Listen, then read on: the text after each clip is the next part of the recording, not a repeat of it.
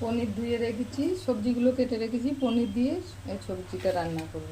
আদা, কাঁচা পাকা লঙ্কা, পোস্ত, চালমগজ আর একটু হলুদ দিলাম, দিলাম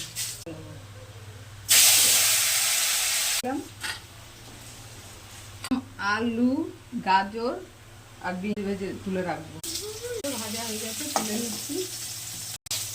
তেল দিলাম, একটা শুকনো লঙ্কা ফোড়নে দিয়ে দিলাম, বাটিটা দিয়ে একটু জল দিলাম, লবণ দিয়ে দিলাম, কষানো হয়ে গেছে, সবজিগুলো দিয়ে দিলাম।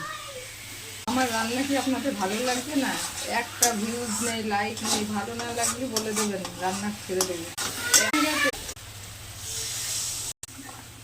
দিলাম, ভেজে রেখেছিলাম, মশলা দিলাম, তবে নামিয়ে হয়ে গেছে, নামিয়ে এভাবে একবার পনির বানিয়ে খাবেন।